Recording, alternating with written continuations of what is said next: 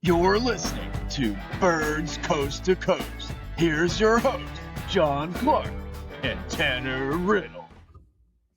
Welcome, everyone, to episode 20 of Birds Coast to Coast. Oh my God. Today's Wednesday, May 20th.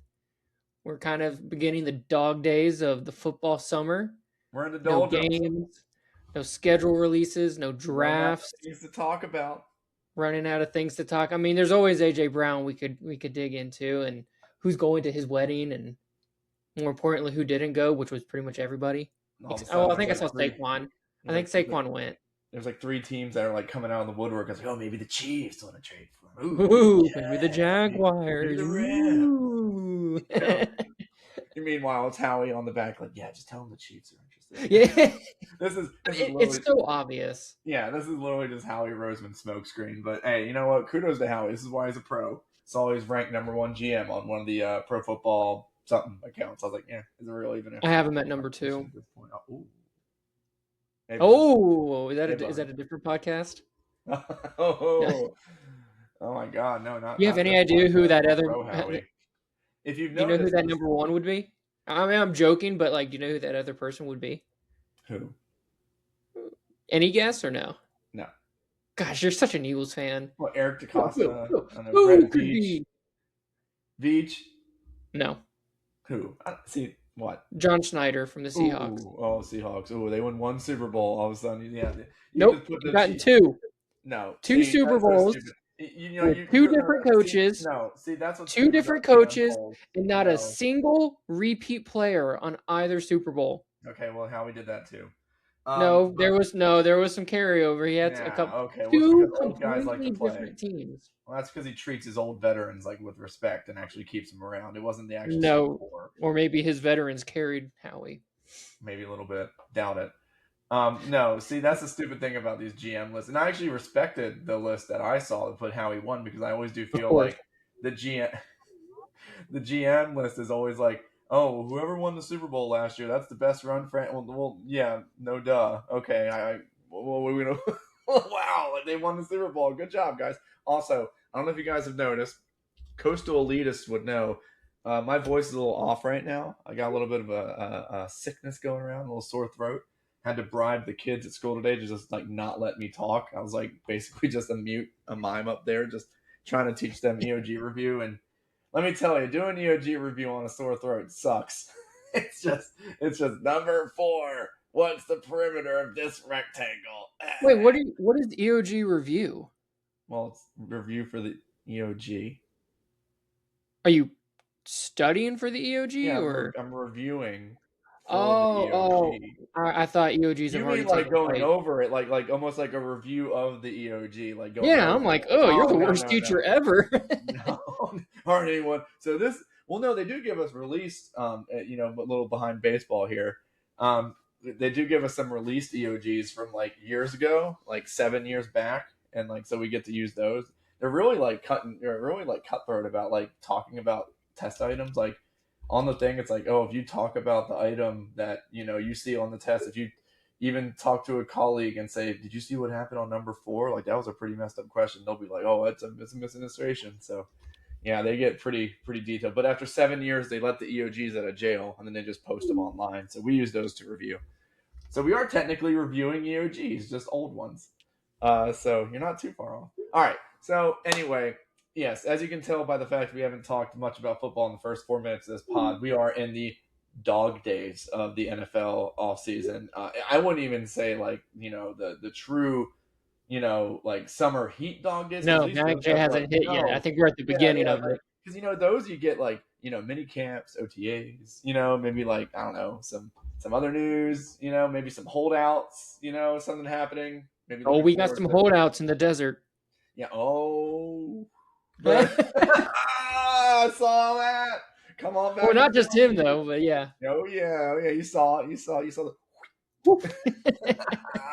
Come back. He had a good year. Come back to here and have a good year. Yeah. So one thing I want to mention before we actually get into the pod. Today's our 20th episode, so it's only fitting. What kind of episode anniversary gift did you get me? Oh. So the 20th is supposed to represent, I looked it up, platinum. So something that's supposed to be lasting. Ooh. Our friendship. So, but what'd you get me? My friendship. This is it. No, I need something tangible. Oh, my friendship's tangible. We're on SpongeBob, best friends forever.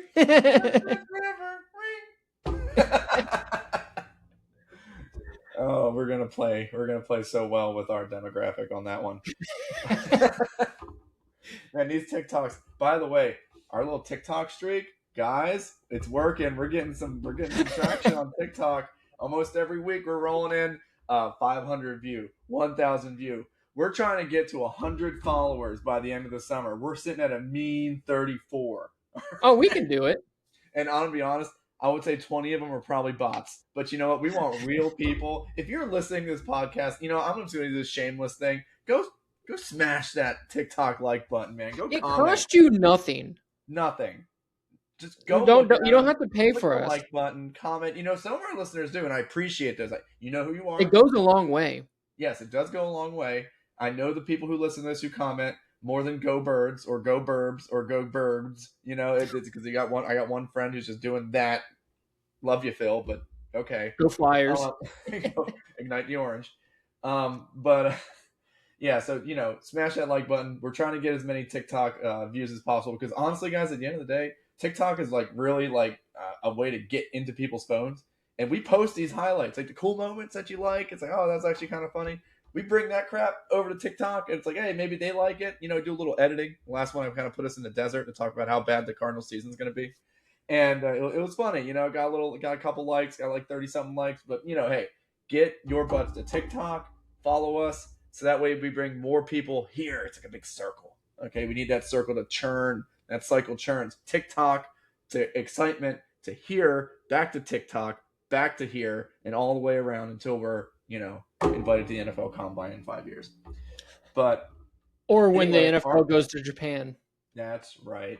So you might be wondering, we've done a lot of talking. What are we going to do today? Well, we've kind of like alluded to this in the past like 3 or 4 weeks.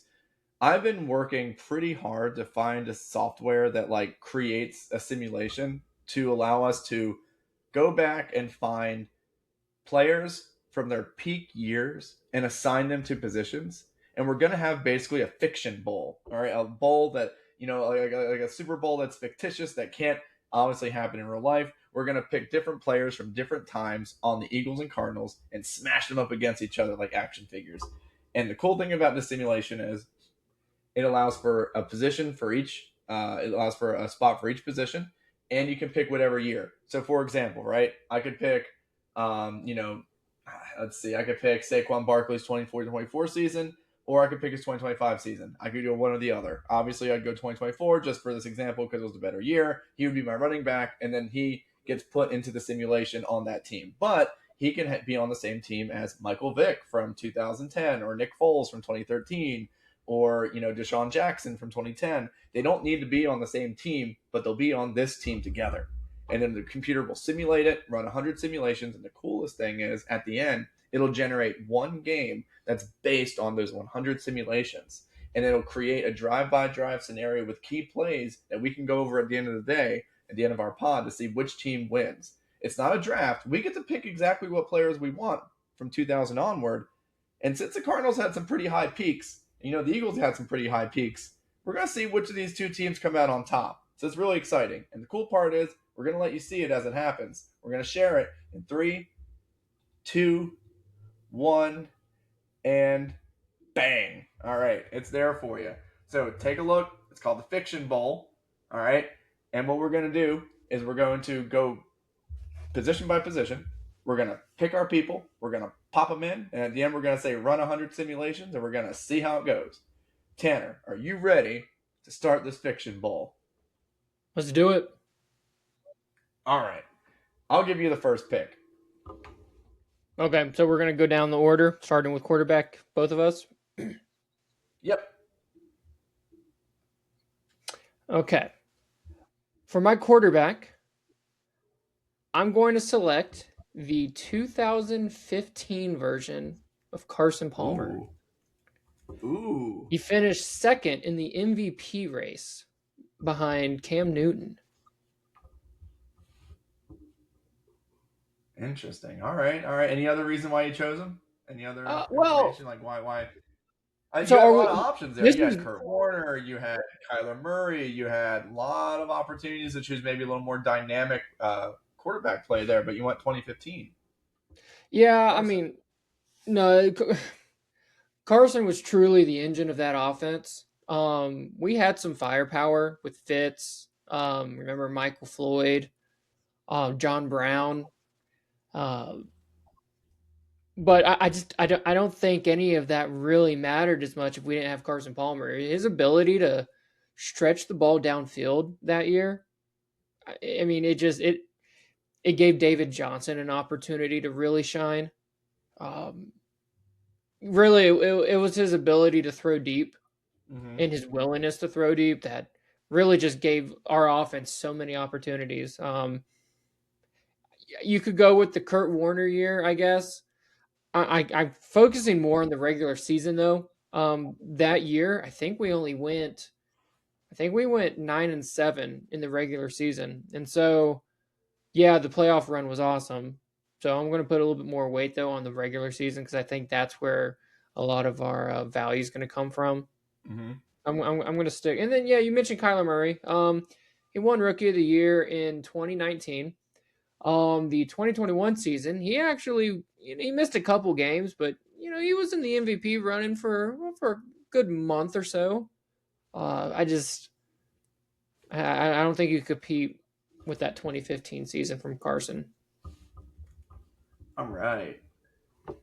Let's go see Carson Palmer 2015. All right, cool deal.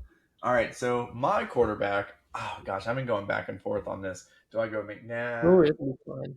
Do I go 04 McNabb? Do I go 2010 Michael Vick?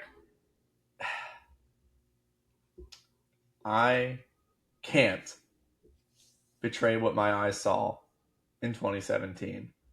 And as much as I want to say McNabb, as much as I want to say Jalen Hurts, as much as I want to say the dynamism of Michael Vick, I know in my heart of hearts, Stephen A, that my quarterback that looked the best, had the best, he set the record for touchdown passes in an Eagles season on a short year, was number 11 quarterback Carson Wentz in 2017. Even though he went down 3/4 of the way through the year, he was the most dynamic, explosive, efficient quarterback I had ever seen play in an Eagles uniform for 1 year. He caught lightning in a bottle. Now, was that his entire career with the Eagles? No. But I get to pick and choose. And since I get to pick and choose, I'm picking Carson Wentz's 2017 year. I truly believe that if he never tore his ACL, he may have been on the path to be a Hall of Famer. He was that highly thought about. And I truly, those were the conversations that were being had. I remember those were the first couple weeks I was listening to WIP. And they were saying, oh, is he going to be an inner circle? It was not Hall of Famer or not. It was, is he going to be an inner circle Hall of Famer or not? Like that. That's where he was being discussed. Talk about the hype train. It was insane. I mean, you want to talk about mobility. You want to talk about accuracy, strong arm, elusiveness inside and outside the pocket. I mean, the grittiness. And, he threw a touchdown pass on his torn ACL as well. It was truly something to behold. It was a tragedy that he tore his ACL and he became what he became. But for that shining year, I would say Carson Wentz 2017 is my quarterback. And I feel good about it. My gut leaned towards that really good Michael Vick year. I was thinking that. So much fun to watch. I can't help but the play that stands out to me that kind of represented and was symbolic to that was the Monday night game against Washington. Was it not the first play of the game to Djax? Oh, you know what I'm talking about? Fun fact about that. I had to pee and I missed that play. I was walking out.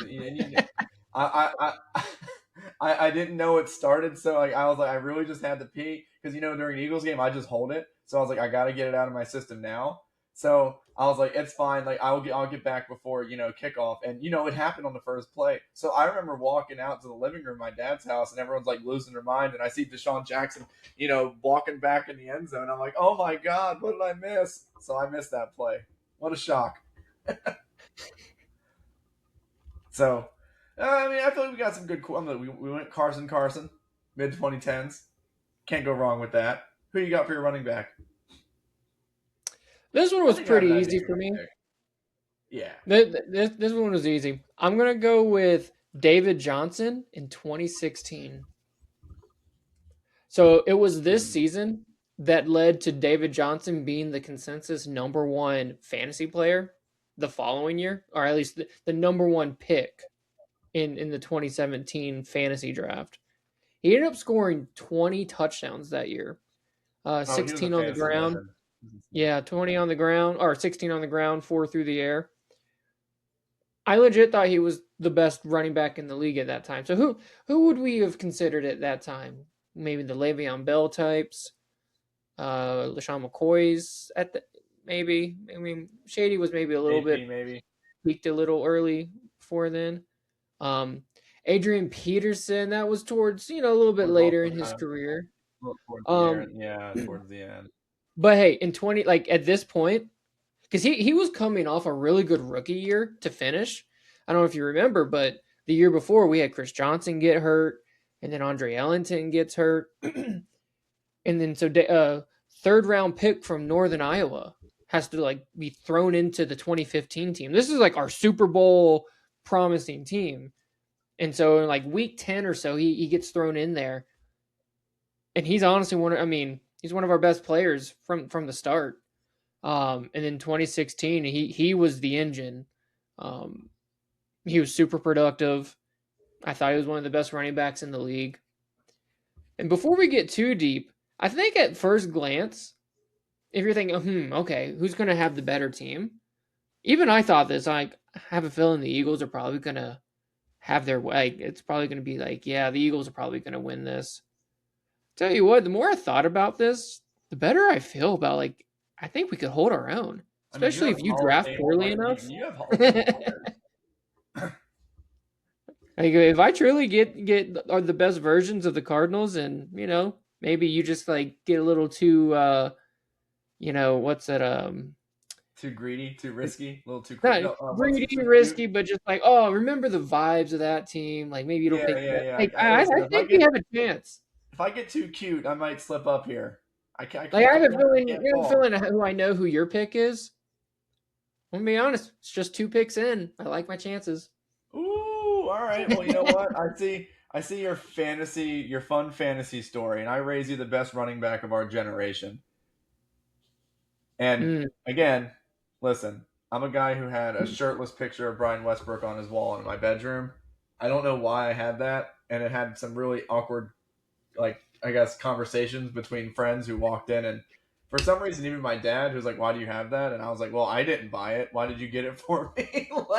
I was 13. How do you think I got this poster? What do you think I walked to Walmart and bought it? You obviously had to have gotten that for me, So why'd you buy it, weirdo? But anyway, you can't afford anything. Yeah, it was a picture of him with his shirt off, and he had the football tucked up against his his pec. I was like, all right, and he's looking at you. I'm like, what are we doing here? But so I am gonna go with probably, again, I feel like I keep repeating myself because obviously it is the best because I'm picking this, but I can't go against a 2024 Saquon Barkley season.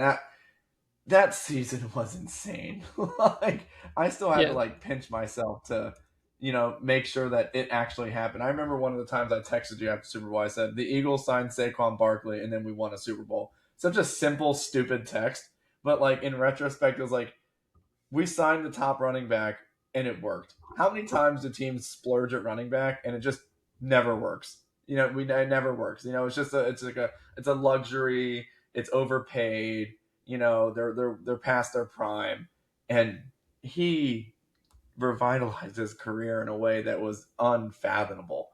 he was busting off runs that were highlight reels every week. The backwards juke. I remember he did that backwards juke. I texted the group chat. Didn't move the needle. It became a literal viral sensation for months. You know, like I was like, oh, let me look at this because he just did it every week. Every week he was doing something crazy. I was like, oh, look at that, he did that, and it's a thing.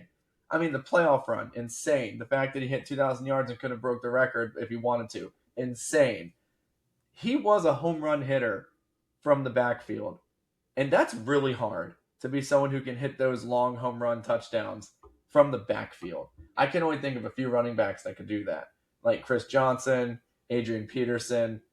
I'm sure David Johnson ripped off a few long ones in his time, but like, dude, the fact that Saquon could just touch it at like the 30-yard line, just take it 70 yards, that just moves the offense in such a way that it's hard to replace. So I'm going with Saquon Barkley 2024.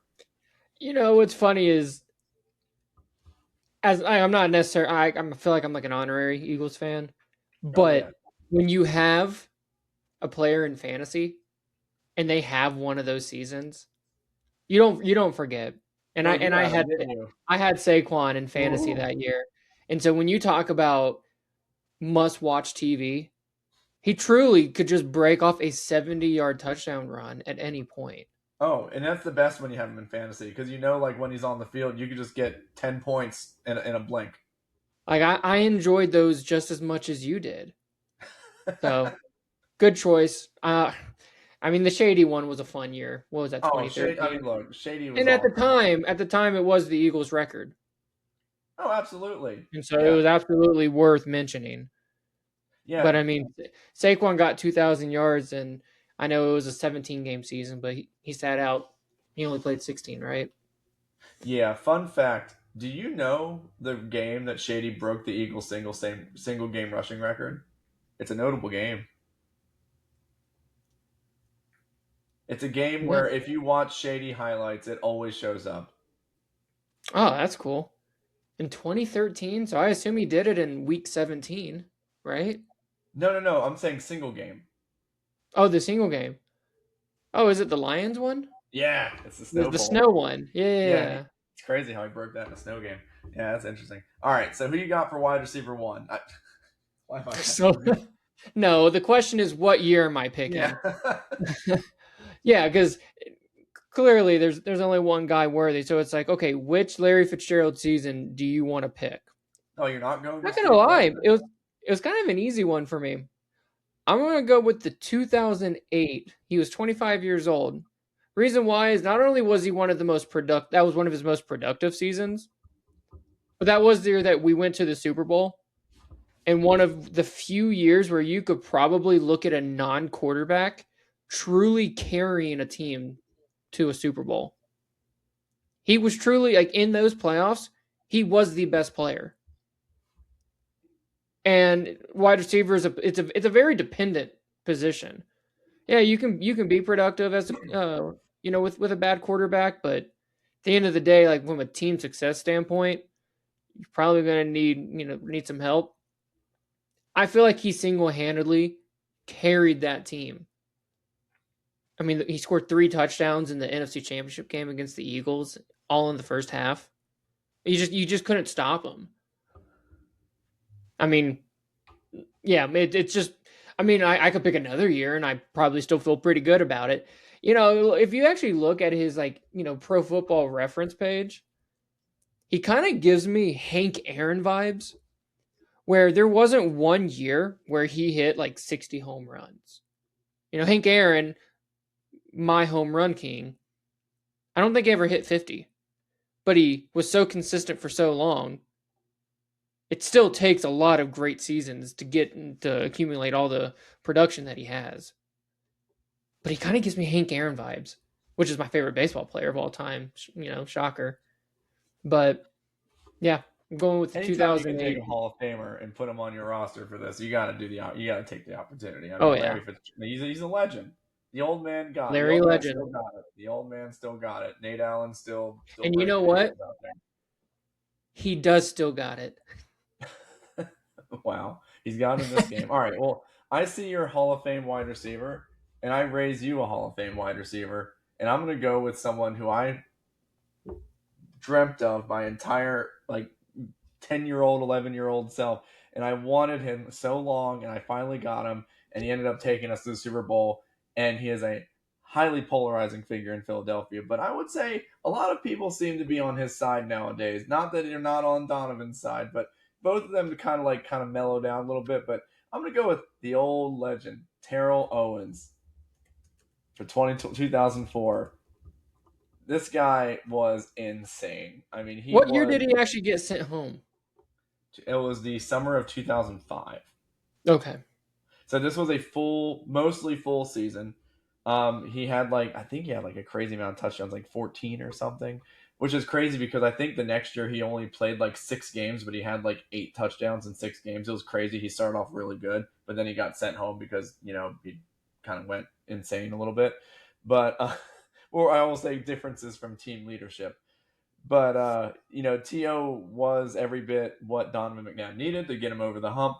He was the receiver that McNabb just never had for the first 5 years of his career. I mean, he was going out there with, practice squad guys, and I wouldn't even say league replacement level dudes, and he was bringing them to NFC championship games. So when T.O. came, I mean, it was an instant. Honestly, his impact made me consider, I was going to not put Michael Vick as second. My second place for quarterbacks is actually McNabb 04.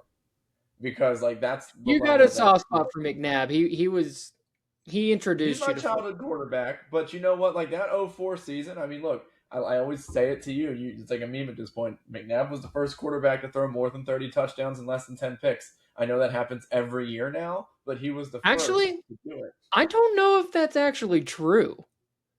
I don't know if that happens every year. Yeah. So he had a spectacular. That's what makes it more impressive, is what I'm saying. Yeah. I mean, that's a really hard thing to do, and he was the receiver that made McNabb get that level. So I think T.O. definitely deserves the wide receiver 1 spot on this team. What do you got for wide receiver 2? So this is where it gets a little tricky. No, it ain't tricky. This is where I think I pull away. I think I'm getting an early lead here. Oh, for me, okay. My wide receiver 2 is going to be the 2020 DeAndre Hopkins season. D-Hop. If you want some help with the spelling, the second A is capital. I don't know if that matters or not. Hoppin. DeAndre Hopkins. You know what? He is hopping on that Hail Murray play. He was hopping. Was it 2020? 2020. All right, the year that doesn't count. Go ahead. All right, well, he finished the year with 115 catches for 1,400 yards. Honestly, it's a little light in the touchdown department. He only had 6, believe it or not. What's crazy is, I mean, when it comes to Fitz and D-Hop, they may be the 2 best hands receivers ever. When it comes to just who has the best hands. Yeah. I mean, I don't know, man. It's going to be tough to beat these 2 guys. He was a complete game changer. He actually was amazing from day one. After we traded for him, remember this was the COVID year, so a lot of limitations when it comes to practices and training. Neither he or Kyler participated in any preseason games, and in week 1, coming off a Super Bowl appearance from the 49ers after losing to the Chiefs, we come into San Francisco, and he, connects with Kyler for 14 catches. I mean, it was just an immediate connection. Obviously, the best play of them all was the Hail Murray, where he jumped over 3 Bills and, stole a win from Buffalo. Some of these games in 2020, like that, for example, I wish we had full. I wish COVID never happened, so we could have the pop. It just looks so weird when we had 100 fans in the stands. I know, that imagine the environment in that game. I know, it would have been an amazing moment. Having 40,000 fans in the stands. Games, they feel like scrimmage games. When you see highlights of them, they just feel like scrimmage games. And even with baseball, they see the empty stadiums or the cutouts and stuff. It's does that even really count? It's if. But I mean, look, it was a huge thing going on, and obviously it was for safety for everyone. But looking back, it was more of like I wish it just never, I wish COVID wasn't a thing. So No, I mean, of course, but shoot, I mean, college football, like when we were in the Pac-12, we played 6 games. You know what I mean? Like we had shortened seasons. yeah. Some conferences just didn't even play. So I get it. It doesn't look good going back, and it feels a little weird. But I mean, I am grateful that we actually even had football that year. So Yeah. All right, so you got D Hop. I feel like we're going on similar trajectories here. We each went with a receiver that could be argued like top 5 all time, Hall of Famer. You went with, an all pro tier 1 receiver in his prime. I'm going to go with an all pro tier 1 receiver in his time. I'm going to go with Jason Avant. No. I'm going to go with AJ Brown. I'm going to see and make sure that like AJ Brown is like, if I want to put that right. I don't know if I can put that right or A. So what season are you going to pick? Like, should I do AJ Brown? Like, should I just do AJ or A.J? Let's see what Google like. Oh, it might just be AJ. I don't know if there's a Google, dot. it's A.J Brown. A.J. So I'm gonna say A.J. And is that like a space between? Now I feel weird. I don't think so. A.J. This is gonna mess everything up. Well, you know what? If it messes up the simulation, I'll know why. I'm sure it could recognize it. Yeah, AJ Brown. And I'm going to go 2022, the 2022 version of AJ Brown. He really kind of did what for Jalen Hurts what T.O. did for McNabb. Really opened up the offense. I mean, that was Jalen Hurts' best year as well. I mean, there was question marks going into 2022. If Jalen was even the guy, we were kind of in the Russell Wilson sweepstakes for a little bit. Thank God we didn't get him because that would have been horrible. We ended up getting AJ Brown, unlocking the whole passing offense, and he had a career year, and Jalen Hurts had a career year as well. I mean, he just was a perfect safety blanket. Great hands. Ryan, incredible with the ball when he had the ball in his hands. He was everything we thought he'd be. I remember when we traded for him, they were like, oh, he could be like a Debo clone. He's more than Debo. He's way more than what Debo ever was. More complete receiver. Probably the best receiver, like best complete receiver I've seen since T.O., obviously, since I'm putting him at wide receiver 2. Just like for all-around package. So I'm going to go with A.J. Brown for my wide receiver 2. I mean, it's an easy pick for me. I think A.J. Brown's great. Yeah. I don't think there's anyone scarier than when A.J. Brown like catches the ball in like a curl route. I mean, those muscles, like I ain't trying to tackle that. He's like a running back. Definitely worth a first-round pick and then some. All right, so who's your wide receiver 3? And so now that I look back at it, I was pretty confident with my wide receiver 2. I don't have a problem with making this guy my wide receiver 2 as well. I'm going to go with the 2005 season of Anquan Boldin. All right, so is it D-I-N, like that? Yeah. Anquan, A-N-Q-U-A-N, Boldin. Yep. Got it. So this was actually after we drafted Larry Fitzgerald. So Fitz was drafted in 2004, and Anquan was drafted in 2003.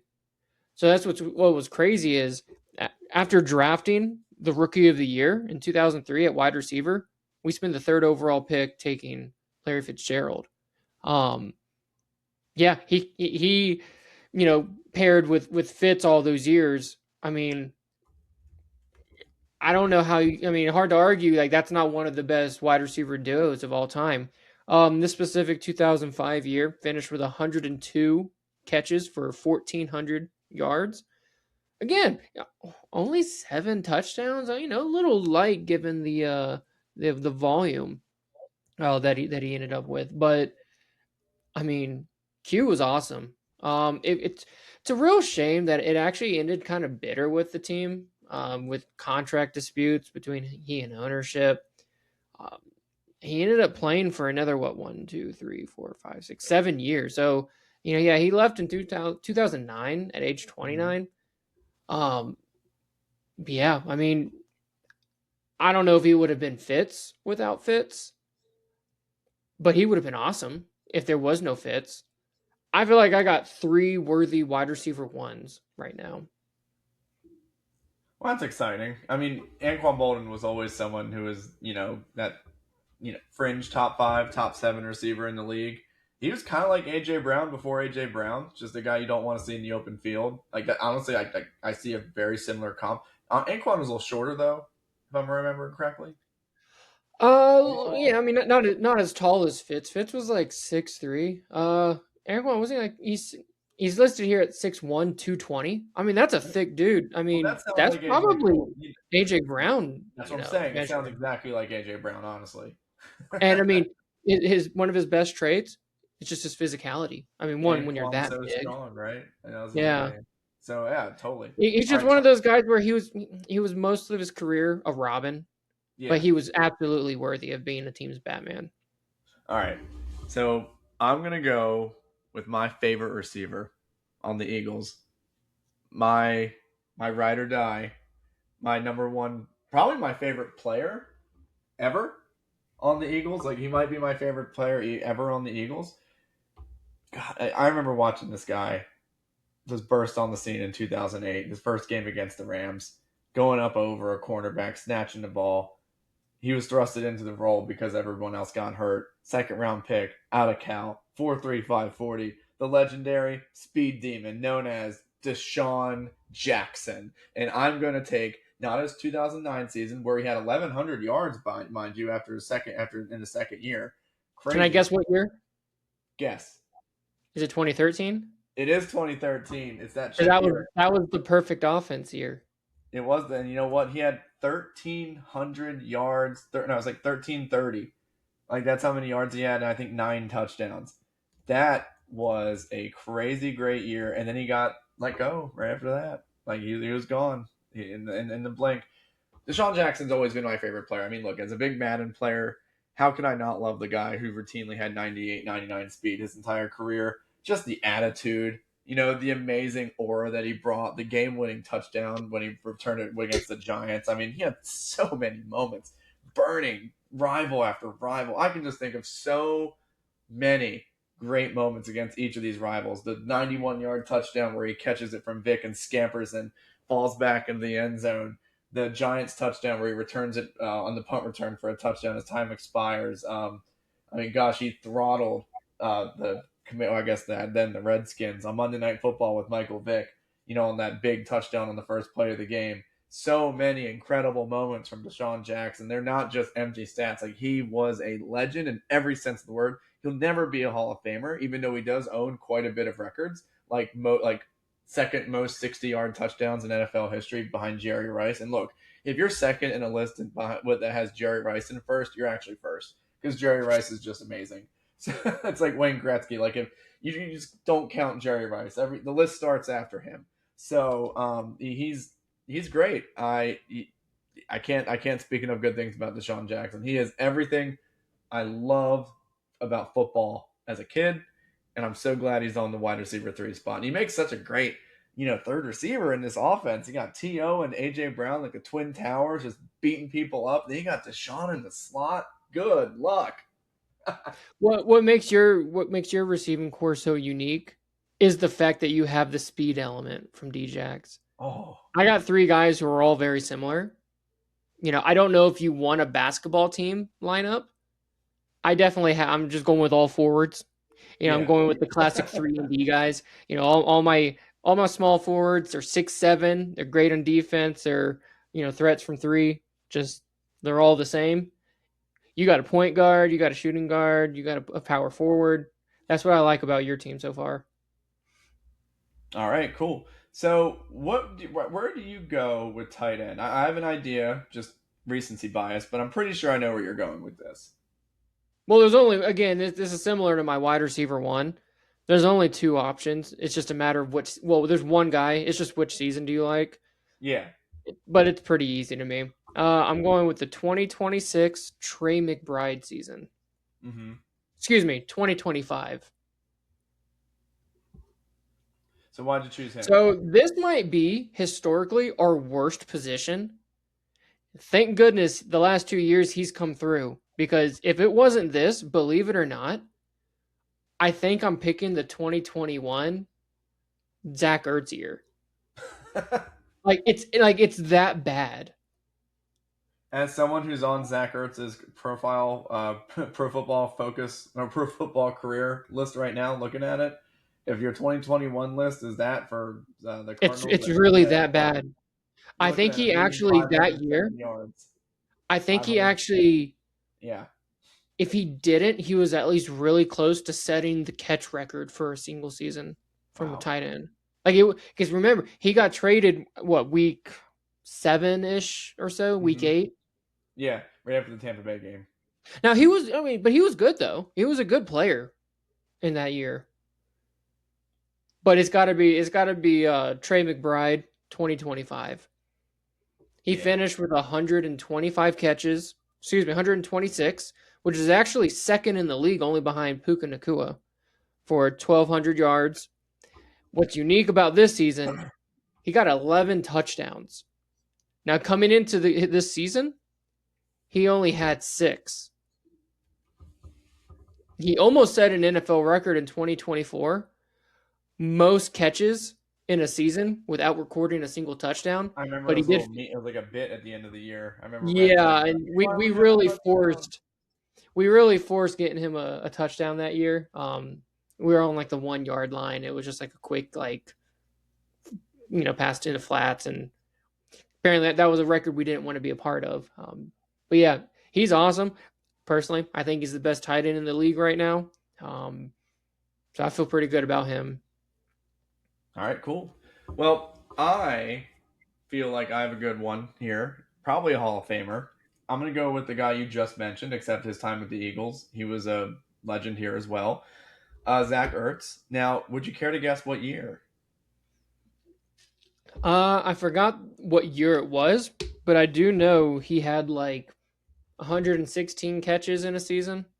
Yes. It's got to be that one. It was not the Super Bowl year. It was the year after. So okay, 2018. So Ertz's 2018 season. It was the year Carson Wentz came back from his ACL. Nick Foles started the year. A lot of safety blanket type throws just to kind of get Wentz kind of back with his feet under himself. He set a ton of like reception records that year for both the team, and I think he had like a very short time where he was the NFL single season tight end catch record, and then I think George Kittle took it like a couple weeks later or something. I don't know. It was weird. He had a record, then he lost it like really shortly after. So I mean, just your ultimate safety blanket tight end. He's not going to stretch the field downfield or really make it or break really any tackles, but he's just like your prototypical find a soft zone, find the zone that you want to kind of sit down in, make the catch, get the first down. Just a quarterback's best friend type, and in an offense where you have these like physical freaks, this Zach Ertz just kind of fits in the middle to kind of get those first downs when everyone else is working on their one-on-one. So I got Zach Ertz's 2018 season. Feel pretty good about it.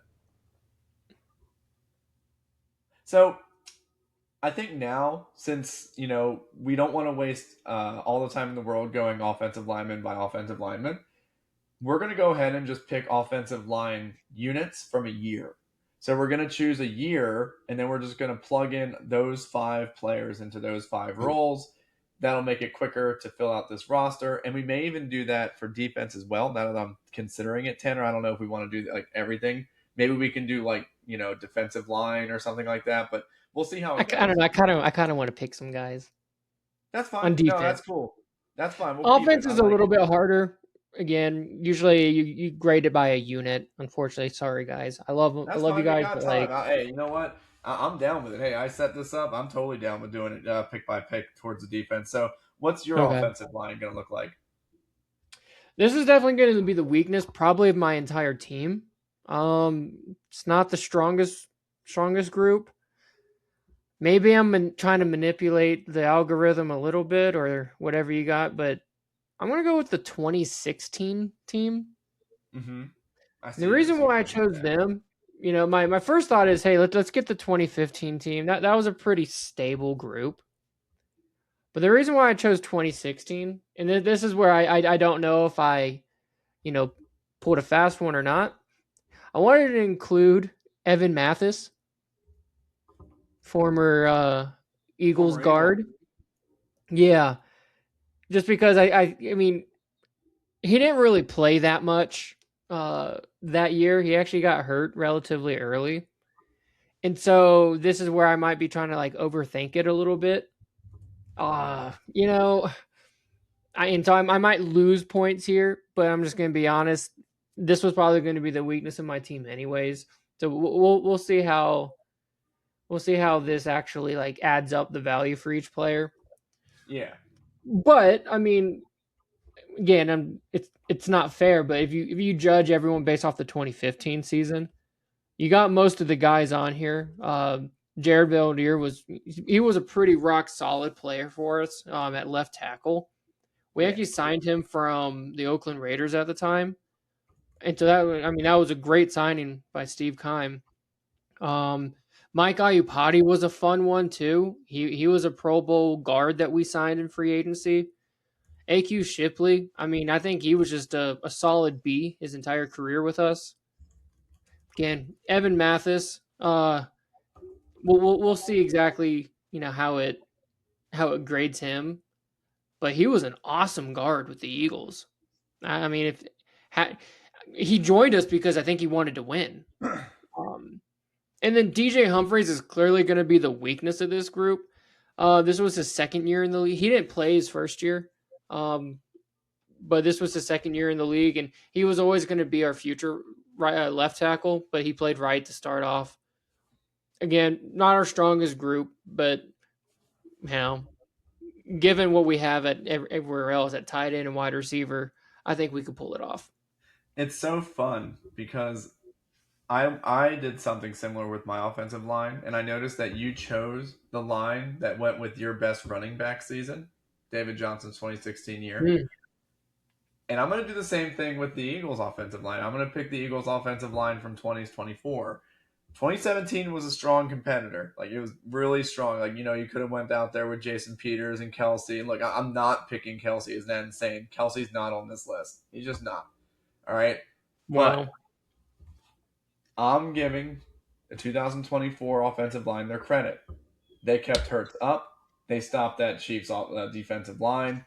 They let Saquon Barkley run for 2,000 plus yards. I mean, you can talk about 2017's line all you want. You can talk about 2022's line all you want. None of those lines generated that much push. And I think, listen, I'm not an offensive lineman, but I just have a feeling that an offensive line prides themselves on their run blocking more than they would their pass blocking. I don't know if you would agree with that. I agree. Just going by that metric, I don't know how I can go away from the 2024 offensive lineman unit just because they were the best rushing group of my lifetime. Like, they got so much push, it was insane. And look, I love Jason Kelsey. I love Jason Peters, but as a unit, these guys are better in my opinion. So I'm gonna go with them. So that's Jordan Mailata. While you're typing that in, I do want to mention. I want to comment on what you were saying about pride in the run game. And I think that's 100% true. Outside of like just being a better pass blocker than a run blocker, I think if you ask any offensive lineman, they're always going to say, "I'd rather run the ball than pass." Well, because you're going forward, it's just so much more wear and tear in your body to go backwards and then like collide with someone as opposed to going forward. Absolutely. And go backwards. That's when tough. You got 2,000 yards. I mean, it's just as much of an accomplishment for the offensive line as it is for the running back. And I'm pretty sure any running back would say that as well.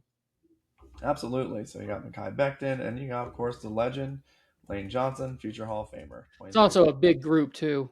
I mean, when you get Mekhi Becton, they're like guard, poundage, the largest group in the league. I mean, and what makes it crazy is that they were all very athletic too. I mean, Lane Johnson's athletic.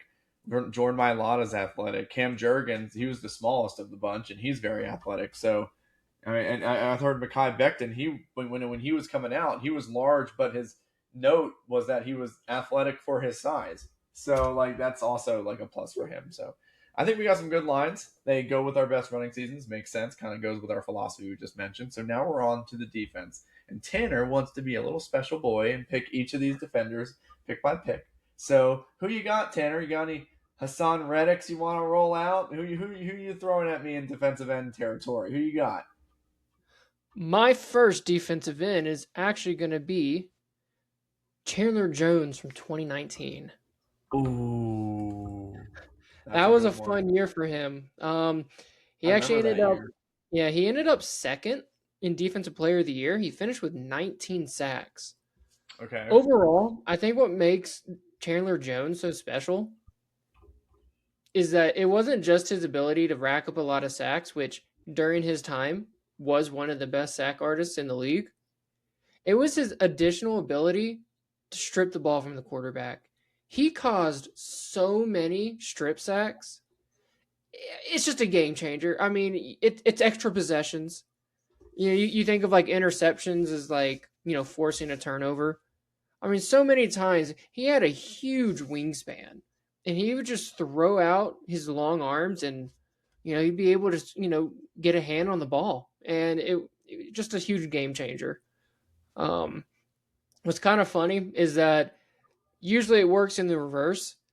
He was only like primarily good with us. I Yeah. mean, his year with the Raiders was totally forgettable. I mean, there's a reason why New England made him available in the first place. And so he was awesome for us. I mean, he recorded double digit sacks every year he was with us. Um, well, let me rephrase that. Every year, but the last year, just because he got hurt early. But any year he played at least 16 games, he got double digit sacks. So yeah, feel good about that one. That's awesome. So I'm going to go in a little bit deep in the grab bag here, and I'm going to go with Trent Cole from 2009. Trent Cole was the definition of the speed rush guy that would be, 95 plus finesse move on Madden. And I tie everything back to Madden, but he actually has the current Eagles franchise record in sacks. I think behind Reggie White, but yeah, obviously behind Reggie White. But he's really the guy everyone's chasing now, and it's interesting because he had a very very like legitimately consistent career. I mean, his sack totals went from 5, 8, 12 and a half, 9, 12 and a half, 10, 11, and then he dipped down for a little bit. But like you have basically averaging 10, 11 sacks for 5 straight years. That's notable as a player. And this year that I'm picking, he plays AP second team, and this is his 2009 season. So I'll take an AP second team all AP team for defensive end for Trent Cole. Love Trent Cole as a player. He was a demon. Not too So who shabby. do you got for your second one? For my second defensive end, I'm actually gonna phone a friend. I want your opinion on this. Oh, So there's one player I have in mind. Personally, I think he was better in 1 year, but because I'm trying to win this game, he technically was more productive in the year two. I want you to help me pick between the 2021 season and the 2022 season for JJ Watt. So I think he was much better in the 2021 season. He only had one sack that year, but his presence was felt. He had a ton of pressures. Um, I mean, there's one play in particular where he single-handedly forced a bad throw from Trevor Lawrence, and it led to a Byron Murphy pick six.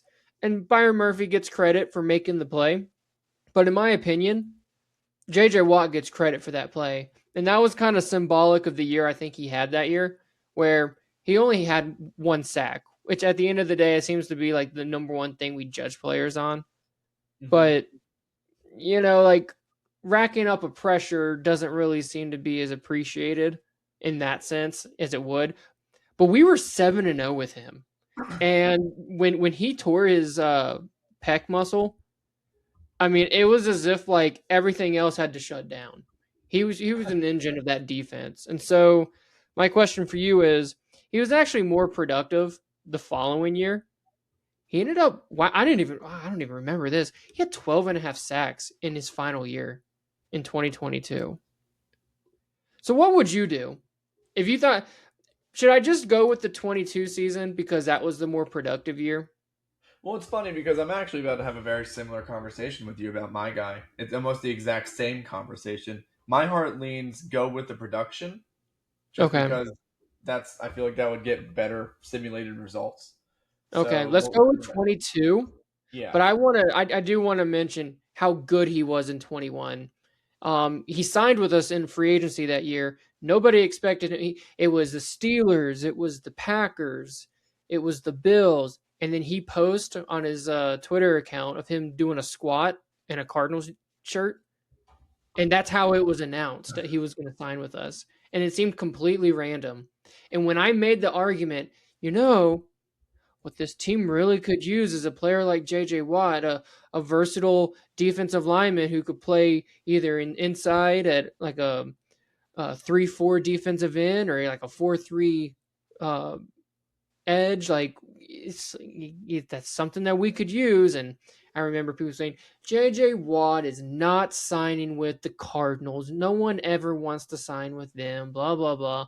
And I was like, look, I'm not saying he will. I'm just saying he makes a lot of sense. And he was actually on his coach that year, or his rookie year, was Vance Joseph, who happened to also be our defensive coordinator that year. So wasn't completely random. Interesting. Yeah, I think that's a good pick. So my defensive end, I was going back and forth on this because, we put it as defensive ends and not edges. I may have to kind of fudge that and maybe pick a different guy later for offensive or outside linebacker. For the sake of things, I may just keep it at 3-4. But you know what? Even so, even if I don't end up picking that guy, I'm going to go with someone who has turned himself into a true face of the franchise. Second, probably only to Jason Kelce in terms of modern day Eagles history. And I'm going to go with the coolest guy, and then from what I heard is like one of the nicest guys in the world, Mr. Brandon Graham, BG. Brandon Graham turned himself into a guy who was a borderline bust coming out of Michigan. The typical, he did good at the Senior Bowl, high motor. Andy Reid loves his high motor guys. Andy Reid takes him, I believe, in 2012 or 2010. I forget what year it was, but he ends up becoming someone who really works himself into becoming a really, really great player. It took a long time. The sacks were not there at the beginning; they just weren't. But this was starting to become like the turn of when like hurries and pressures became kind of like notable stats for players, and he kind of took advantage of that. Like a lot of kind of like deep analysts noticed that he wasn't bringing the quarterback down, but he was affecting the pass, bringing the pass rush to them, and kind of affecting the throw and hurrying the tempo. So he actually ended up getting a pretty good season in 2000, I believe 7 or 2016. He ended up winning like second team All Pro, but he only had like 4 sacks that year, which I thought was crazy. Second team All Pro, but only 4 sacks. Goes to show how well he did in the hurries department. But I'm not going to go with that. I'm going to go with 2017 because of production. He had 9.5 sacks. And honestly, like, let's be real. We know what happened with 2017 Super Bowl with Brandon Graham. He's the guy who strip sacked Tom Brady. He's the guy who made himself into a legend, culminating with that moment. I'm going with 2017 Brandon Graham, not just because it was his highest sack total, but because it was the point in time that became his legendary moment. So I'm going Brandon Graham 2017. Not bad. All right, so now we got the DTs. Who you got? We've had a lot of losing seasons in Arizona, but like this, I feel we've had some really good players. I'm going with the 2016 season for Calais Campbell. Ooh. So interesting note with Calais, he never had a double-digit sack year with us. And look, from an interior perspective, that's not the number one thing. But he did have 8 sacks, 9, 7, 8. I'm going with Calais. What year? He was voted. Do what? What year? 2008, 2001. 2016. Okay, wow, he's been with you guys forever. Right. He was voted a AP second teamer. I believe this actually he had a touchdown that year, which is probably the main reason why I'm picking this one. He recovered a fumble and returned it. Nothing better than watching a guy who's 6'8" run with a football. Oh, it's so fun. Right. Yeah, I'm going with Calais. He's kind of a Hank Aaron type. He's still playing, which is insane. I can't believe that. Right. And so, yeah, he's a huge human being. One of my favorite Cardinals of all time. I'm actually happy to see him go to Baltimore this year. A team that has a better chance to win. It should have been us if we were more competent. He should be finishing his career in the desert, but what's a shame is actually the year that he left, the very first year in 2017, he actually finished second in the Defensive Player of the Year rankings with Jacksonville. And after I said he never had double-digit sacks with us, he goes to Jacksonville, has 14 and a half. He was awesome that year. You remember that was like the Jalen Ramsey, AJ Boye, was that the other corner opposite of? Yeah, AJ That Boye. that was an awesome defense. Personally, I think he was the best one of them all. I mean, he finished second in Player of the Year voting that year. So yeah, yeah. I mean, Clarence You think he's a Hall of Famer? I think he might be. From longevity to counting stats to if he doesn't get in immediately, I think he'll get in at some point. I don't know if it'll be first ballot, but He I has think 117 career sacks. Oh, he's in. He's in. He's in. It might take 5 to 10 years, but I think he'll be in.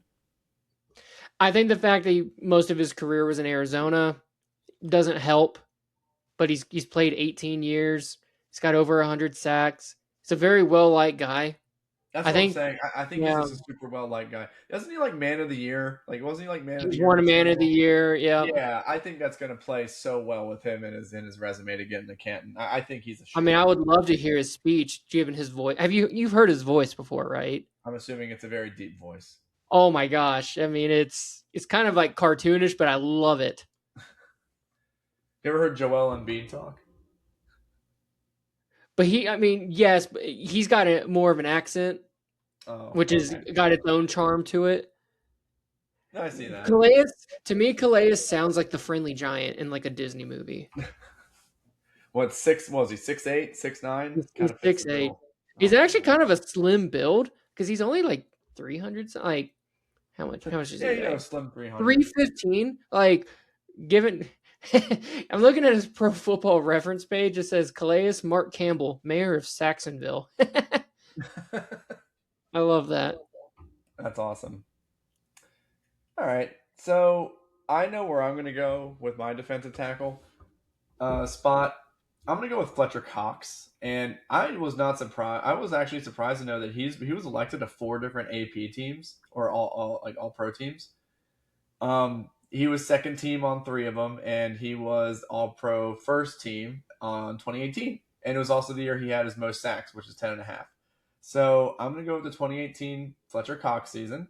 And I don't know if he'll be a Hall of Famer, but I mean, 4 all-pro teams, just consistency. He's definitely an Eagles Hall of Famer. I wouldn't be shocked if he wasn't a Hall of Famer, but I just love Fletcher Cox's story and how he kind of developed into the leader ship role and was kind of the unspoken leader on that line with Brandon Graham. So I really like Fletcher Cox, and I think he's what we need here for this franchise to kind of turn it around on this team. I like Fletcher Cox for 2018 season. He feels like your Calais Campbell in a lot of ways. I mean, he really didn't play that long. He was only on the team from, I'm looking right now, he played 11 years, which, I guess for a defensive tackle compared to Calais Campbell isn't a lot. I mean, he was taken in the 2012 draft, and I believe that was the last draft of Andy Reid's career. And then he ended up playing 11 years for us, or 12 years, sorry. And yeah, I mean, he only had double-digit sacks once, but again, one of those dudes who just got quarterback hits and hurries and was always on the Pro Bowl and just kind of did the dirty work as a defensive tackle. Most of the time, he didn't show up on the sack numbers, but he had his respect, and it really showed. So I'm going to go with Fletcher Cox. Who you got for your second defensive tackle? This is where it can get a little interesting. I think the second position is where it always gets interesting because you kind of you can always think of the first guy, but the second guy is where it gets a little fun. Definitely a fun player, but maybe he's got the best personality on this team, and that might be his number one skill. I'm going with Darnell Dockett in 2009. Ooh. Like I said, huge personality. Unfortunately, his worst trait is that he did go to Florida State, but he was a productive Cardinal, and so definitely, I mean, we can overlook his college decisions. Say 2008. 2000. Did I say 8? I meant 9. 2009. Okay. Yeah, it was the year after the Super Bowl, which seemed to be his best year. His career kind of ended abruptly after tearing his ACL in, was it 2013? I think it was right before the season started, like in August. So, the worst. I think he tried playing like one more year with San Francisco and just didn't really catch on. Fun player. He had 7 sacks that year. So from the defensive tackle position, that's a pretty productive year from the inside. Given who else we have around him at Chandler Jones and J.J. Watt with Calais on the, right-hand man, I feel pretty good about that. Good. My second defensive tackle, recent guy, Jalen Carter. I mean, I think he has all the physical tools to be the best defensive tackle in Eagles history, to be honest. I think physically he probably has more in his body than Fletcher Cox did at any point. But Jalen Carter, I think he truly tapped into what that endless supply of potential he has up to that point in 2024, more than any other season so far. So 2023, his rookie year was good. 2024 was his best. 2025, I think he took a little bit of a step back, if not plateaued a little bit. So I think 2024 Jalen Carter was definitely a game wrecker and part of the reason why that defensive line did what it did in the Super Bowl. I mean, it was, Jalen Carter and Jordan Davis plugging the holes for those edge rushers, getting to Patrick Mahomes. And Jalen Carter had that cool scene where he smashed Patrick Mahomes' face down after he got the ball stripped. So, I mean, that's, again, another moment. So I feel like with these, these defensive linemen, I'm really kind of hedging my bets on, like, Super Bowl era teams. So, this has been a fun little trip down memory lane to remember what Jalen Carter did to Patrick Mahomes. So, hopefully this How is could we not be biased with that? Oh, I know. And plus, I truly think that, like, if Jalen Carter's season if his career goes the way it should be, 2024 should not be in his top 3 best seasons of his career. Like, I really hope that 2024 is like an afterthought. Like, oh yeah, he was good that year too. That's how much raw potential this dude has. Game-changing Aaron Donald type power and ability. I hope that if he gets his stuff together and he can figure it out, his seasons can just take off. I'm talking double-digit sacks. I'm talking all pros. I'm talking, defensive player of the year notability. He has that kind of ability, and I just wanted him on my roster. And I think 2024 would be the best team to or the best season to pluck for him from that. So I like Jalen Carter for my second defensive tackle.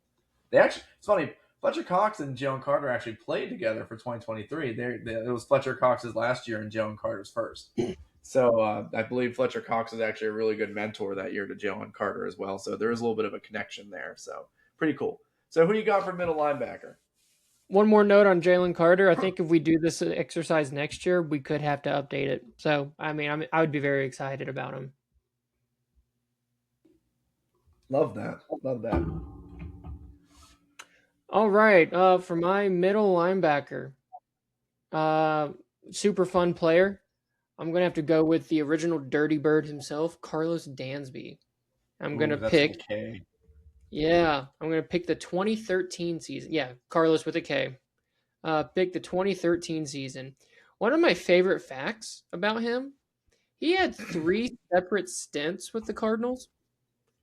So he played with the Cardinals from 2004 to 2009. Went to Miami to get a big payday from 10 to 12. Came back for the 2013 season, then went to Cleveland and Cincinnati from 14 to 16, and then came back to Arizona in 2017. I picked the 2013 season mainly because it was his most productive season of his career. He finished with 122 combined tackles. He finished second in the AP voting. Had a couple interceptions. It wasn't the 2013 season, but I think maybe his most memorable play was in the 2009 playoffs against the Green Bay Packers. And maybe not the game you would kind of want to highlight as a defensive player, but it was the highest scoring playoff game in NFL history.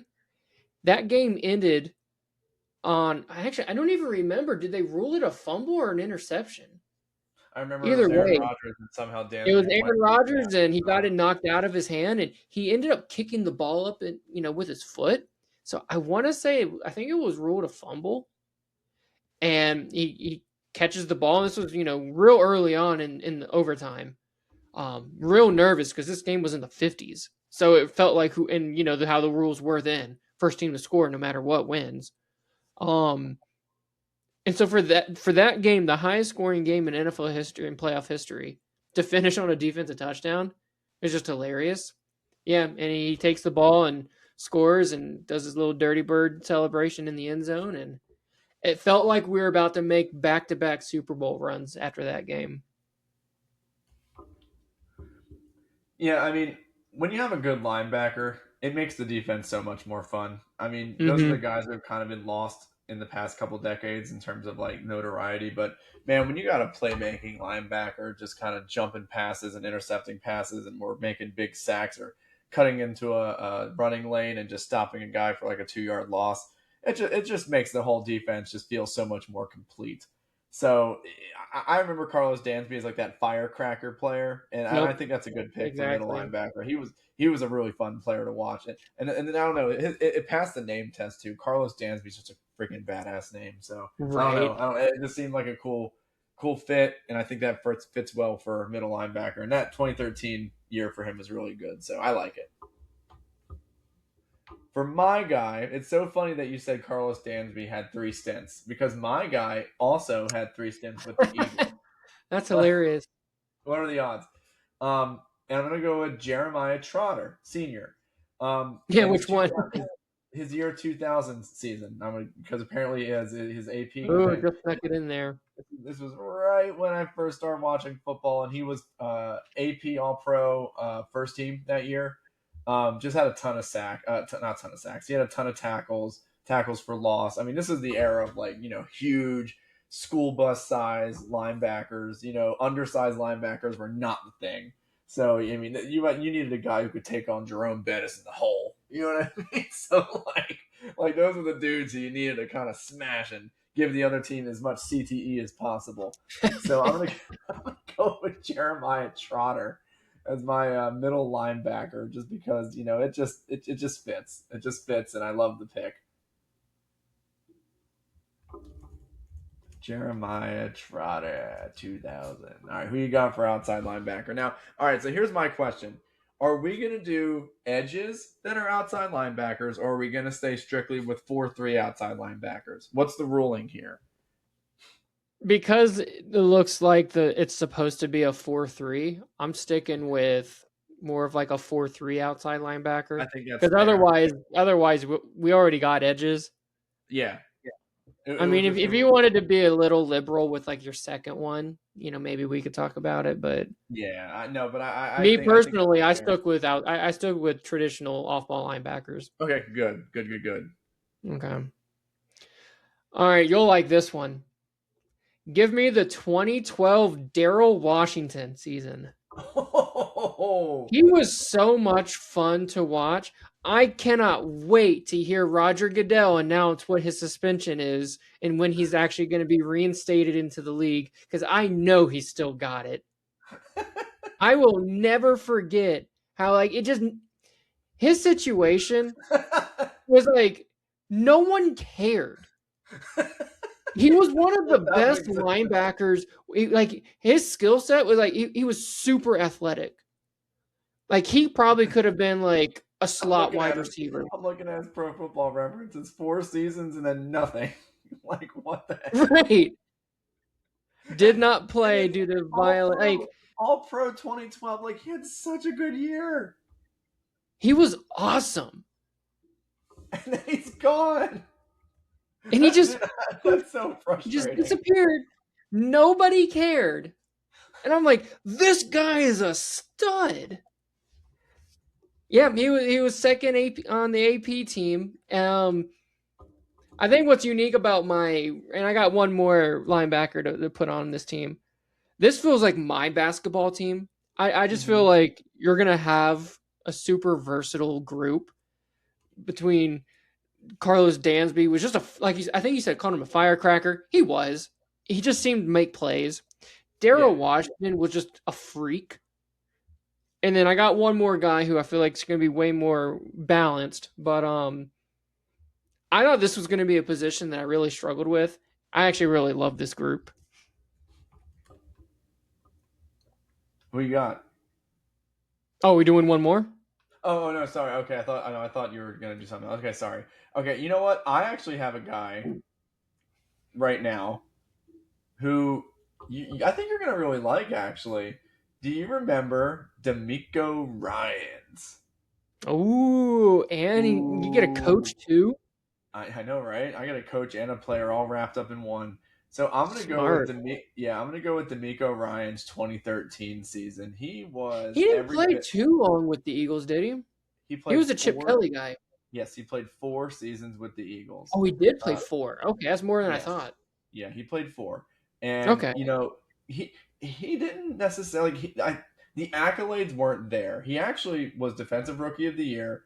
He was All-Pro second team his second year, Pro Bowl his 4th year with Houston. And man, when we signed him in 2012, I was like, oh my God, we got someone crazy. Because by that point, we hadn't really had many great linebackers on our team. So I'm going to go with D'Amico Ryans because, his nickname on our team was Mufasa. He was every bit the leader of this defense. Like, he was the leader before the Brandon Graham took hold. He was the leader before the, the Fletcher Coxes kind of took hold. He kind of brought us from the Chip Kelly era. Honestly, he was the only likable player on the Chip Kelly defense that I actually had respect for. Like, there was a lot of dudes in that era, like Jason Babin, who had a 16 sack year, who was kind of a punk and no one really liked him, and he just kind of got sacked from the wide 9, kind of wide setup, and he was just kind of a headhunter. He wasn't really trying to play within the scheme. D'Amico Ryans, though, he was every bit of the leader and just all out good ball player that you want on this team. So, and he's a great coach. Love D'Amico Ryans. So I'm so happy for him. And, because, he had great times with the Eagles, and I'm going to pick him as my second linebacker, D'Amico Ryans. But Jeremiah Trotter, was he a good leader too? Oh, absolutely. See, I like my guys, but you definitely beat me in the leadership department. My leadership's coming from my defensive line. I mean, J.J. Watt, Calais, those guys are awesome. Yeah. But your leadership, I mean, I need a lot of leadership with my linebackers. No, Jeremiah Trotter was I think, honestly, Dawkins, I even think Dawkins would tell you Jeremiah Trotter may have been the leader of that defense. That says a lot. I think that's how much respect Jeremiah Trotter had in that huddle in Philly. Oh, I forgot to tell you, Jeremiah Trotter's 3 stops in Philly. It was 2000 and 2005. Let me pull this up real quick. Yeah, so let me pull this up because I told you it happened, and I just forgot to tell you how it happened. So Jeremiah Trotter went 1998 to 2001 as an Eagle, went to Washington for 2 years, 02-03, came back for the Eagles Super Bowl year, 04, 05, 06, then went to Tampa for 07, then came back to Philly in 09. I don't remember the Tampa run. Me neither. He only played 3 games. But he technically was not on the Eagles, so I'm going to go get your paycheck. So last one. This might be a little underwhelming, but I really appreciated this year. This was the Jordan Hicks in 2019. So what makes this special, one, he was super productive. He finished with 150 sacks. I mean, he was very productive. 150 sacks? 150 tackles. Nolan Smith. Oh, no, if he had 150 sacks, it doesn't matter who your team was. He was just super productive. He never ended up with any kind of league awards or anything. No Pro Bowls. That might hurt. But I'm trying to hit a single here, give him my first 2 picks. What's so unique about him to this podcast is, we got a handful of guys who've played both in Philly and in Arizona. His first couple of years in Philadelphia, he was really good, but he only played 50% of the time. Yeah. So when we signed him, we were like, hey, it's a little risky. If I remember right, it was a decent contract. I thought it was a very fair contract for the risk that we were taking on. He comes to us. He's super healthy, but he's like a B-. I'll take, you know what I mean? Like, I'm not complaining. He just had the exact opposite career with us than he did with you. And I just thought that was so crazy. Yeah. So give him my first two. I got two firecrackers. I'm okay with hitting a single on this one. That's good. 150 sacks. So I'm gonna go with the guy who kind of ignited a little bit of the 2024 defense on the back end, and I'm gonna go with Zach Bond. Probably one of Howie Roseman's best like bargain bin free agent acquisitions. I mean, we signed him to be basically a special team / like depth piece. And then Vic Fangio noted, and I believe he was an edge rusher in New Orleans after they drafted him, and they kind of played him as an edge. And Vic Fangio got one look at him in camp and said, no, we're playing him at off-ball linebacker. And if you remember correctly, we actually signed Devin White that very same offseason. Yeah, I remember that. To a pretty substantial, like, 1-year contract, prove-it deal. And Zach Bond just took his lunch money, basically. He showed up, and and mind you, we didn't know who Zach Bond was yet. So all from our perspective was we have, what we thought was a pretty good linebacker in Devin White. And all of a sudden we hear some scrub replacement New Orleans practice squad / special team guy is rotational DNs playing linebacker, and he's taking snaps from the guy who won a Super Bowl with the Buccaneers and was a top 15 pick a few years. Like, this doesn't make sense, Vic Fangio, though, was right. He was right on the money because Zach Bond was an absolute steal at that price tag and just created big play after big play after big play for the Eagles defense in 2024. Interceptions, tackles behind the line of scrimmage, sacks. I mean, he was like a blitzing demon from the linebacker position. Look, his Super Bowl interception kind of like put the nail in the coffin. I mean, I know Coop's interception. That was the nail. That was my nail. Coops was kind of the tide turning, but like the nail was the Zach Bond interception right afterwards. It was like, you know what? This game's over. They're just not going to do anything. So, like, I love Zach Bond for all of his contributions. It sucks that we kind of got him in the middle of his career because he is kind of like an expensive and almost aging player at this point. But for that moment in 2024, I can't think of many Eagles linebacker seasons better. So I'm going to go with Zach Bond for 2024. Could you argue that, because we're doing just a single season. Is it crazy to think that could have been your first pick? He was that good? Yeah, no, I think he was. The only reason I'm going Trotter is because he was literally like all-pro first team for a couple. Yeah. Like, I can't understand how good Jeremiah Trotter was in the early 2000s. Like, you mentioned how Zach Bond played like edge, in New Orleans. I remember he was actually more of like a special. Like, yeah, you got to have like a normal position, but he was like a special teamer. Like he truly came out of nowhere. Out of nowhere, and look, yeah. WIP was on fire. It's like, why is Devin White not getting playing time? Why? What do you mean he's getting benched? What do you mean he got cut? It's like one after the other, after the other, after the other. It's like, oh, trust us. Yeah, Zach Bond's gonna work out. And then he ends up being great. So funny. All right, so now we're gonna get to the secondary. This is where it gets fun. Let's get a little weird with these corners. This was a fun group. So this is one of those like, okay, we know Patrick Peterson, but which season are we going to pick?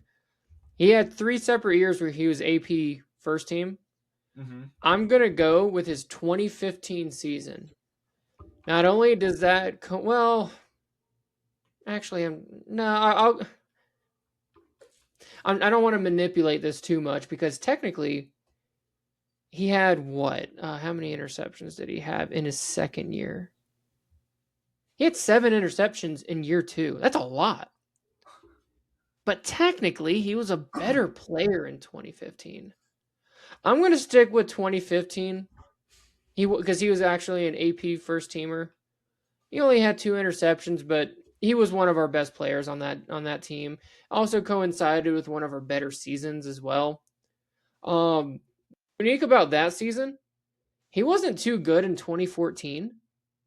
And I remember on one of the Sunday night games, they actually showed the difference in his weight because he was a little chunky in 2014. It's because he was never diagnosed with having diabetes.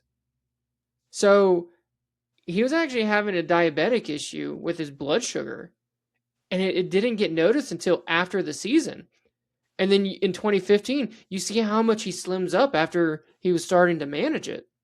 And so that was what was so unique about like his train. He was good earlier, but he was actually having blood sugar issues in 2014.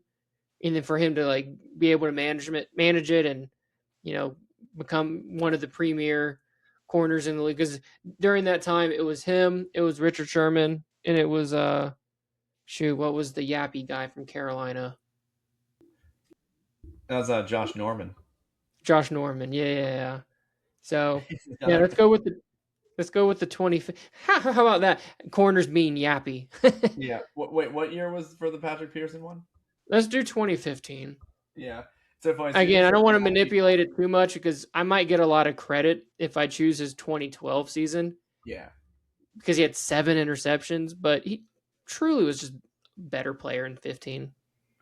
I'm going to go with the best corner from an Eagle I have seen in pretty much over a decade. And I'm going to go with this season's Quinyon Mitchell. Okay. That's exciting. Yeah, Quinyon Mitchell. I cannot buy enough Quinyon Mitchell stock. I mean, it is insane how fast this kid has turned himself into a top, in my opinion, top 3 corner in the league. I mean, he is every bit the Darrelle Revis type of player that just locks down your number one. I know what I see. He is that good. He is on guys like, like white on rice, like stink on crap, it's on there, man. It's on there. He does not let dudes go. He has a streak where he's just like shutting down top number 1 receivers. I mean, he shuts down CD, he shut down Jamar Chase. He shuts down like that streak of like Darrelle Revis. He had a very similar like streak, like a graphic that was kind of going through with Jefferson and the top guys where he just held them all like under 40 yards. So like Quinyon Mitchell is an insanely talented cornerback. I would remember how I said I hope that Jalen Carter's 2024 season isn't in his top 3 of his best career seasons. I don't know how Quinyon Mitchell's that good where I don't know if you can get too much better than what I saw from 2025 Quinyon Mitchell. I said Quinton Mitchell. Quinyon Mitchell. Quinton Mitchell. He was I know you're using 25 and I understand why. He was really good his rookie year in 24. He didn't record an interception until the playoffs, right? Yeah, you're right. And the only reason I'm only going 2025 is because I truly believe he made a step forward. Now he may not have had the accolades like the Super Bowl run or the playoff interceptions, but he did have 2 interceptions in this playoff season too. So I mean, he seems to only turn it on in the playoffs with his interceptions. But when he's not picking pass off, he sticks to his receiver, man. He is on him and gets pass deflections. So for me to take Quinyon Mitchell as the first corner off the board says a lot. There's a lot of other dudes I could have went with. So I feel good about Quinyon, and I'm happy to put him at CB1. I love me some Quinyon. I will say though, if that is the CB1, I think that's where we would try to take advantage of. Ooh, okay. That sounds disrespectful, but we're talking about a lot of really good players here, and so you got to find somewhere to attack. Yeah, I know. It's a relative weakness, I'd imagine. It's youth. It's an experience. Yeah. All right, who you got for CB2? This could be an awesome pick. This could be a really bad one. I don't know. I'm going to go with the 2000 season of Aeneas Williams. Aeneas is Aeneas. So Aeneas is a Hall of Famer. I was just able to sneak him in because that was actually his last year he played with us. I mean, really don't know what else to say. He was a Pro Bowler. He was a multi-time AP first and second teamer. His rookie year, he finished 3rd in Defensive Rookie of the Year voting. He was an AP first teamer the first year after he left us for St. Louis. Again, that doesn't count. He's a Hall of Fame corner. I mean, he spent 9 years in Arizona. 10 years actually. He spent 10 years in Arizona. So, I mean, pairing him with Patrick Peterson on the other side, I mean, I feel like you could have easily have made him our CB1, but because of the exercises 2000 and on, I had to choose this season. And so if that were the case, I'd make him my CB2. That's a good pick. No, I mean, I don't know too much about Aeneas Williams, but I mean, like I said, CB2. his last year with us was in 2000, so he might be the oldest player on both of our lists. So he Yeah, just there we barely go. turned him. All right, so I'm going to go for my CB2. Someone who I was so happy when we acquired him. The man who almost cemented a perfect season for the New England Patriots, but it just bounced so ever off his fingertips. So close. Asante Samuel. I love Asante Samuel in the same way that I love Deshaun Jackson. And I'm going to go with his 2009 season. His 2009 season was a year where he recorded 9 interceptions, which in this day and age is unheard of. Like 9? That's crazy. And he had 111 return yards as well. So when he got the ball in his hands, he did not just go down. He took off with it. So I'm absolutely like floored by looking at these interception numbers from Asante Samuel. And he is a gambler. That's why I paired him with a more stable cover corner. I want, them to kind of throw towards Asante Samuel for him to get those opportunities because they ain't throwing at Quinion. So I'm going with Asante Samuel, hoping that I get one of those big game-changing interceptions. And a game like this where turnovers matter, turnovers make a big difference, I'm going with Asante Samuel for 2009.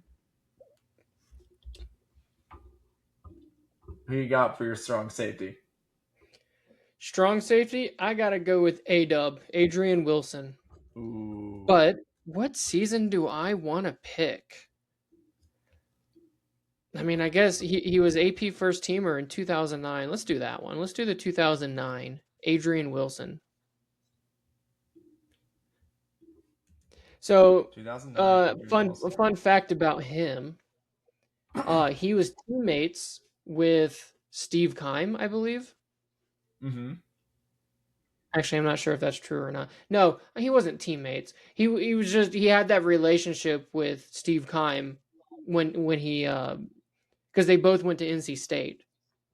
Yeah. But one of his first, because Steve Keim was with the organization before he became the official GM. But one of the first moves, if it wasn't the first big move that Steve Keim ever made, was actually to cut Adrian Wilson. So I mean, it seemed a little bitter, to have to do that. But yeah, that was towards the end of A-Dub's career with us was when Steve Keim joined. A-Dub, super hard hitter. That was his skill. I don't recommend running a slant in his direction, just because you might get your head torn off. But A-Dub was awesome. Yeah, if I remember correctly, he was one of those like super high rated players in Madden who you just take for like the hard hitting ability and just hope you just pop a forced fumble every once in a while. I mean, Yep. that's all you can ask for. My strong safety, I'm going to go with another big leader. My defense is full of leaders. I'm going to go with Malcolm Jenkins. Malcolm Jenkins was the true leader of the 2017 defense, I believe. I know Brandon Graham gets all the notoriety now, but again, I think even he would say Malcolm Jenkins was the leader of that defense in 2017 from the strong safety position. And I will go with his 2017 season because honestly, they're all kind of comparable. Like he made a couple Pro Bowls in 2017, 2018. So I'll go with the 2017 season just to make it nice and neat with a bow from the championship year. I mean, look, we all remember the hit he put on Brandon Cooks that knocked him out of the game in the Super Bowl. And look, in a game where like you said that Cardinals Packers game was the highest scoring playoff game of all time. The Eagles Patriots game I think had the most yards in NFL history for a playoff game at that point. And both Tom Brady threw for like 500 yards. So who knows what would have happened if Brandon Cook stayed in that game? Maybe he would have thrown for 600. No, I'm just kidding. But I mean, big play. Obviously, the defense didn't do too well that game aside for a couple plays, but Malcolm Jenkins in 2017. That 2017 defense as a whole, it's so funny because everyone remembers that 2017 Super Bowl is like, oh, Brady shredded you guys. Like, you guys must have had a really crappy defense. But, like, honestly, 2017's defense was awesome. Like, really great. They just had a really bad game and ran into, like, the best quarterback ever in, honestly, with him playing on full tilt with some of his best weapons of all time in their prime, like Gronk and Brandon Cooks, and like a great offensive line, and that was like Brady's like second resurgence, and he was like playing like God mode. So I think they just ran into a buzzsaw and they had a bad game. But 2017's defense was legit, like probably one of the best defenses that I've seen. So I'll take Malcolm Jenkins for the leadership and just his ability at the strong safety position. Who you got for free safety? So I'll let you make this call. There's someone I want to use. I don't know how much you want to call him a free safety. Technically, per Pro Football Reference, they do list him as a free safety. Personally, I never really thought of him as a free safety. When I think of free safety, I think of a guy who probably plays more coverage. And then like a strong safety might be closer towards the line of scrimmage. Would you agree with that? Yeah. But I hate not to include this guy on here. I'll let you make this call. Can we count? Can I play Budda Baker at free safety? Sure. Yeah. No, that's fine. Honestly, I looked up D'Amico Ryans. I think he was a middle linebacker, but I mean, I put him at outside linebacker, and because like his Pro Football Focus page just said linebacker, so I just said that's fine. Yeah. Because all three of my linebackers were primarily inside. Yeah. Okay. So what year from? Well, then let's go with let's go with Budda. I'm gonna choose the 2020 season. I mean, he's got a handful of good options. This one though, he was uniquely an AP first teamer. He's got 2 other seasons as an AP second teamer, but we'll go ahead and we'll choose the 2020 season. That actually uniquely was the season where he got run down by DK Metcalf famously. I mean, it was still a great play. He undercut a throw by Russell Wilson and still took it 90 yards. Wow. But the famous part about that is getting caught by DK Metcalf. He's got some real productive. I mean, uniquely, our 2 teams, we've kind of been like mirroring. We've mirrored like safeties in this sense of where it's not uncommon for our top tackler to be our safety. I mean, it's kind of unique. I think most teams their top tackler is a linebacker. That's how most defenses are designed. But yeah, he's actually led the team in tackles multiple years. I think what's so fun about him is he's 5'10", 195, but he plays like he's 6'3", 250. He's one of the best run stopping players in the league, and given his stature, that just makes it even more incredible. So yeah, I don't know how much range we're gonna have in coverage, but our safeties are gonna bring the boom is what we're going for here. Love that. And moving on from that, my safety might be one of the biggest boom bringers of all time. I'm gonna go with the legend, Weapon X, Brian Dawkins. And it's so funny looking at his like all pro football page or whatever, because like it's literally just littered with all pro first team, all pro first team, all pro first team, all pro first team. Just close your eyes and pick a season. Yeah, I know. So I'm looking at 4 all pro first teams, like 9 Pro Bowls. I'm gonna pick 2002 because he was all pro first team and he was 3rd in defensive player of the year voting. He didn't lead the league in forced fumbles, but he had 4 forced fumbles. It was his career high, 3 sacks and 2 interceptions, which seems low. But again, this is Brian Dawkins, so I mean, like he's definitely making impacts all over the field. I mean, he had 95 tackles that year and 5 tackles for loss. I mean, look, he wouldn't be 3rd in defensive player of the year without any sort of reason for it. His presence is felt well beyond the stat sheet, and he's a stat sheet stuffer. I mean, he's one of the players who he's on that list of like 30 sacks. What does he have? Like how many sacks does he have in his career? Let me check. He has but it doesn't even show it. No, it's funny. It doesn't even show how many sacks. No, it does. He has 26 sacks in his career and 37 interceptions. That's insane. How do you have 25 plus sacks and 35 plus interceptions? So I'm just going to pick the year that – and 4 forced fumbles in 2002. That's a lot of forced fumbles for a safety. So I'm going to go with Brian Dawkins. And you know what? I could go on and on about how great Brian Dawkins is. I mean, he's arguably the best defensive player on my list. like out of all these defensive players. I would say so. Oh yeah, I I feel mean, good about that. first ballot Hall of Famer, legend. Like until Jason Kelsey showed up, the guy who embodied Philadelphia sports fandom, especially Eagles sports fandom, is Brian Dawkins. I mean, that's who it was. I mean, Jason Kelsey kind of asserted himself into that role, and still, a lot of people still see Brian Dawkins as higher than Jason Kelsey. I might be one of them, especially since the Jason Kelsification of ESPN has kind of happened.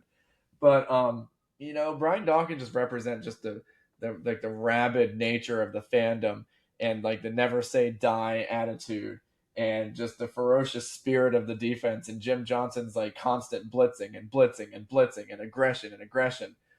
Him coming out on all fours like a wild animal and then doing the spider monkey tackle. I mean, there's so many things about Brian Dawkins that just makes him so freaking cool. And I can just go on and on about him. But I'm just going to stop there. Wolverine, Brian Dawkins, Weapon X, my free safety. Yeah, to me, he's your best defensive player on this list. Love him. I mean, you mentioned how Jason Kelsey, they both uniquely kind of embody the city of Philly.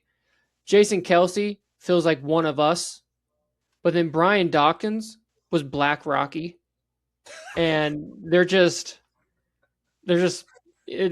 both special in their own way. Yeah. Yeah. I mean, personally, he might be my favorite player, like favorite Eagle. If I had to choose one, he's just so much fun. Yeah. I mean, dude, Brian Dawkins was so cool. I mean, like in every aspect, he was a great player. He was fun to watch. He was productive. Great man. Like great guy. Like great guy. Doesn't cuss. He doesn't cuss. He's just. But he makes up. He's like the Disney. He'll be like, "Oh, doggone it!" but he'll be on the field. I want to steal his. I always remember that video of like him and Takeo Spikes, and he's like, man, I was talking to Dawkins, and Dawkins said, "I'm gonna take his soul, Spikes." He's like, "What?" I said, "I'm gonna see how hard he wants. I'm gonna see how much he wants. I'm gonna take his man's soul today." I'm like, "Dang, he's gonna take his soul." And Takeo Spikes was a scary dude too. Yeah, like something because the guy he's like a very, a great stand-up guy, like a man of faith, and he gets on the football field and he turns into like a vengeful warrior. It's insane. But love Brian. Again, could not speak well enough about Brian Dawkins. What a great embodiment of Philadelphia sports. But so now we go to the most interesting kind of position. Obviously, there's not 12 guys on defense, but I gave ourselves a 12th guy because defenses like to pull that third linebacker off and put an extra corner. So I put a nickel corner in our spots. So that gives us a little bit of flexibility here, positional wise. Who'd you go with for nickel corner? I have an idea of who you're going to pick, and I'm surprised you haven't named this guy yet. And if you don't say his name, I'm going to be surprised. But who did you put? I assume you probably had it. It's one of my underrated favorite players ever. It's Tyrann Mathieu. Okay, good. Okay, I'm going to go with. I'm going to go with the 2015 season, even though that one ended so bitterly. If you're curious, it's Tyrann with 2 N's. Yeah. Mathieu is math, then IEU. Tyrann was awesome. He was drafted in the 3rd round.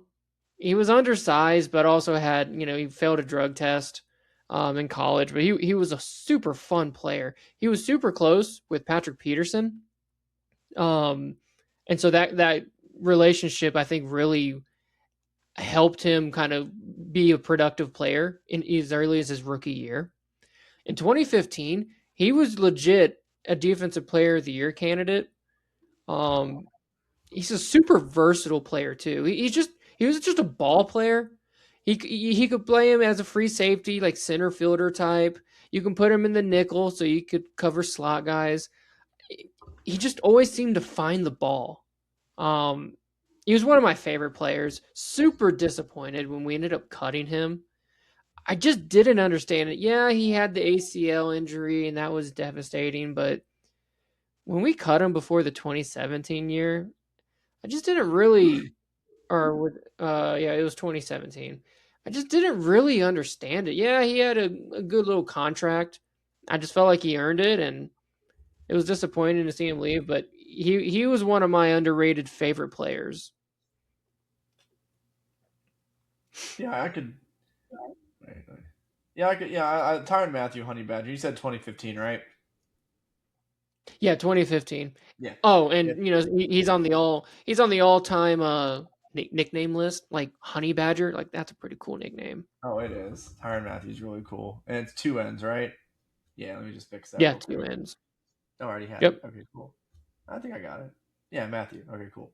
Yeah, I love Honey Badger, man. He was one of those players where like again, it seems to happen a little bit every once in a while where, you know, we got the guys in the draft saying, I would really like Tyrann Mathieu. And all of a sudden it's like, and the Cardinals select Tyrann Mathieu. It's like, oh, Tanner got his guy. Like, oh man. When a guy's probably in that like day 2 or was it day 3 at that time? I don't even remember. He was a 3rd round pick. You have guys, but it really is just like you have no idea where a guy's going to go. In the first round, especially like the top 10, you have ideas of like good chance this guy goes here. I knew the connection because of the Patrick Peterson thing. They were teammates in college, and then the year that he actually had to miss, he spent a lot of time with Patrick Peterson's dad. And so there was always that extra added like, hey, maybe we have a slightly higher chance of drafting him. But yeah, super fun player. One of my favorites. Yeah. So I'm going to go with the guy who honestly came onto the scene in 2024. Again, one of those dudes where he falls right to us or doesn't fall. We go up and trade for him.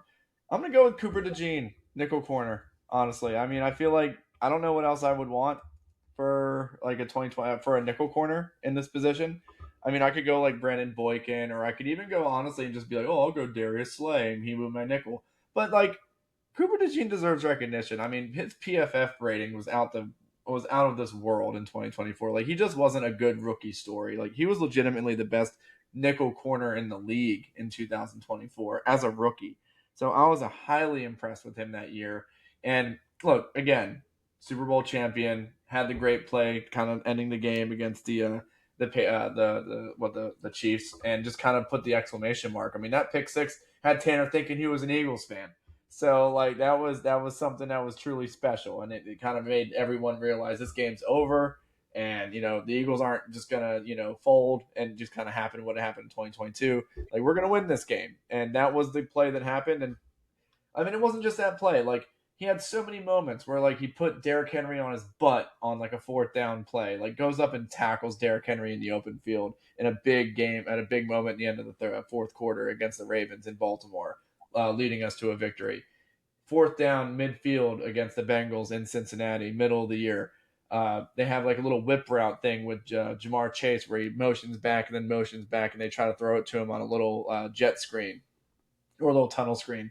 Cooper DeJean stays with him through the motions, shoots the gap, tackles him for a loss on 4th down. I mean, we're talking about high-level players that he's matching wits with and like overmatching them. So, like, as a rookie, that really stood out to me. Like, usually you get, like, a welcome to the NFL moment. He didn't really have any welcome to the NFL moments that year.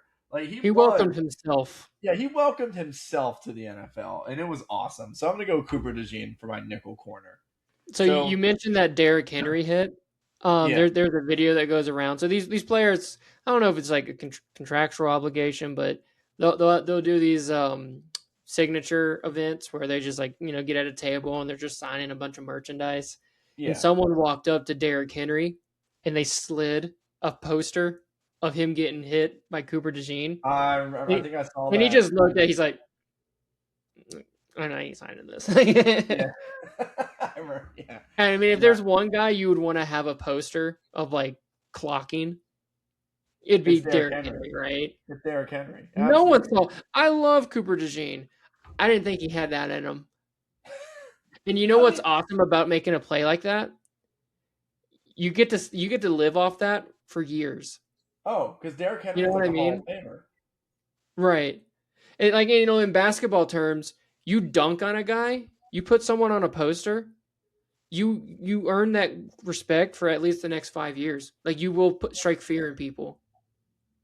It goes a long way. It's so funny. Like I listen to WIP, and Ike Reese was a special teamer, and he's a host on the afternoon show. And there's like this running gag where he's like, I put a hit on Deion Sanders, and there's like that's like his big career moment was like basically laying out Deion Sanders on one of his like punt returns, and he's just like I always got that. Like you can't take that from me. Like I laid out Dion, and it was like late in Dion's career, obviously, but like he's like, I got him. He's on my list, But no, it's funny. So kickers, who you got for kickers? Well, hopefully I don't have to use them too much, other than just extra points. This is kind of a funny one. I'm gonna go with Neil Rackers. Okay. In 2005, Rackers Rackers. He was an AP first teamer that year. Oh It's the wow. only year he had any kind of league award. Never was a Pro Bowler any other year. Just that year. He made 40 of 42 kicks for 95%. Whoa, what a percentage! Yeah. He had a cannon for a leg. He was kind of like, to me, he was like the original Legatron. Yeah, all of his other years, he was kind of in like the 70 to 80% range. Mm-hmm. Probably made on average 20ish, mid 20 field goals. He was 40 of 42 that year. Hopefully we don't have to use him too much on this team, but feel good about that specific season. Yeah, and honestly, same regard. I'm gonna go with Jake Elliott. I was thinking David Akers, but Jake Elliott has just a stronger leg, and I don't know how much that's gonna matter in a simulation. But so I'm gonna go with Jake Elliott's. Let's see. Oh, he was second team All Pro in 2020. I think you want to go with a big leg guy because let's be honest, if we have an opportunity for a 40-yard field goal with these offenses, we're going for it. Yeah, so he was 30 of 32, and his long was 61. So I'm going to go with his 2023 season. So it's Jake Elliott. That's with 2 L's, 1 I, and 2 T's. The 2 T's would have got me. Jake Elliott. That's the year. Is that the year he? Well, no, I don't think it was that year. It wasn't his rookie year. He actually got Carson Wentz's paycheck for the week. He's like, that's when he hit the 61-yarder against the Giants. Yeah. All right, so we're ready to roll. This might be. I haven't looked at our time yet, but before we hit simulation, that's kind of how bad are the Cardinals beating the Eagles? Ooh, I feel pretty confident the Eagles are going to take this by at least 54% of the games. 54. Okay. The reason why your team beats mine is because your offensive line is very, very good. The reason why my team beats yours is because my wide receiver and skill players are able to take advantage of your secondary. I think that's fair. Now, when you simulate it 100 times, I kind of like your 54-46 Eagles. Yeah. I'm probably going to give you the slight advantage. I do like my team. I like my team better than I thought I would. Maybe I get a little bit of credit for like having JJ Watt on there. I don't know. Maybe I haven't maybe I tried to, game the system a little bit by having some name recognition, but that's why we added the years, to be fair.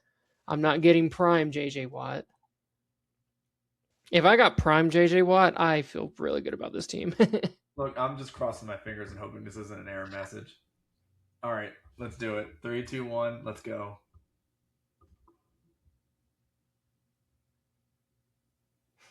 Come on. If it does not work, it does save the roster, so all I have to do is click as retry. Trust me, that was an issue before. The rosters would just go away. That was a pain in the butt. I would have to retype every single one of them. But here we go. 61. Wow. All right, so let's read it. It says, for those of you who are just listening, Eagles won 61 out of 100 games, averaging 27 points a game. Cardinals won 39 out of 100 games, averaging 22. Eagles edged Cardinals in 100 simulations. Wentz to Owens connection and dominant 2024 offensive line, like you said, proved decisive. Cardinals wide receiver trio stretched secondary from Philly, but Dawkins and Jenkins safety tandem limited the big plays.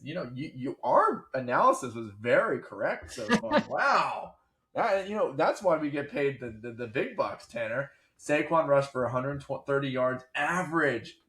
That's insane over 100 games. Palmer picked off 1.8 times per game. That's Asante Samuel. That's Asante Samuel. Here we go. So All right, that's the thing with Carson.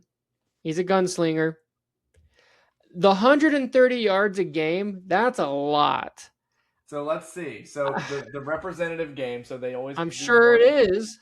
they do one game that's representative of the 100 sims, and the 100 game simulated represented game. The one game MVP goes to Saquon, who had 28 147 carries. yards. Jeez. Passing yards went to Arizona. They had 312. Eagles had 284. But the Eagles just pounded them on the ground. 163 total rushing yards. It looks like Carson kind of added a little bit of there. Rushing yards, 98 for the Cardinals. 2 turnovers for the Cardinals. 1 for the Eagles.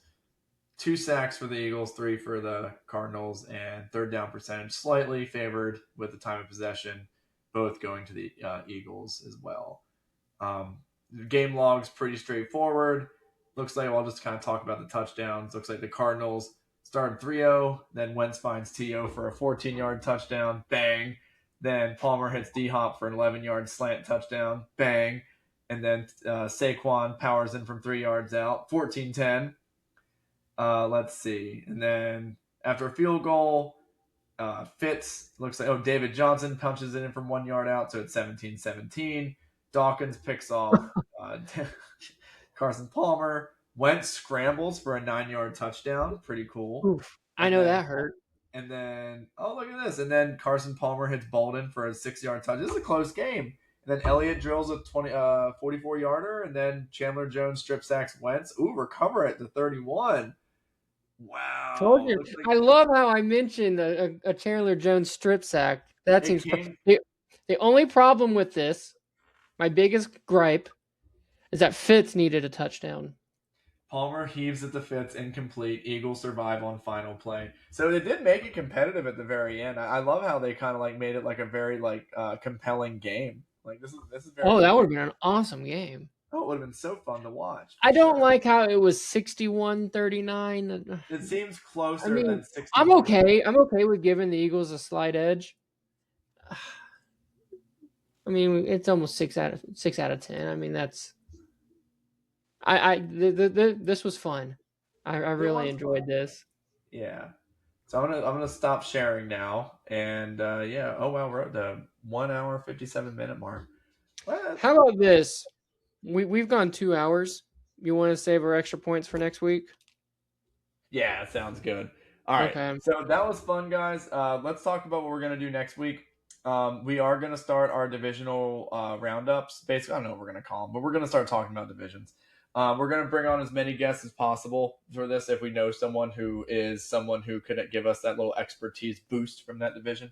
We're going to start with the AFC East next week, and we will let you know who that special guest is coming on for us to represent the AFC East, our correspondent. So, Tanner, are you excited for this? This is going to take 8 weeks, and hopefully this takes us right towards training camp. This is going to be fun. It will be. Oh, my God. All right. Well, anyway, I'm Tanner. That's John. This has been Birds Coast to Coast. See ya.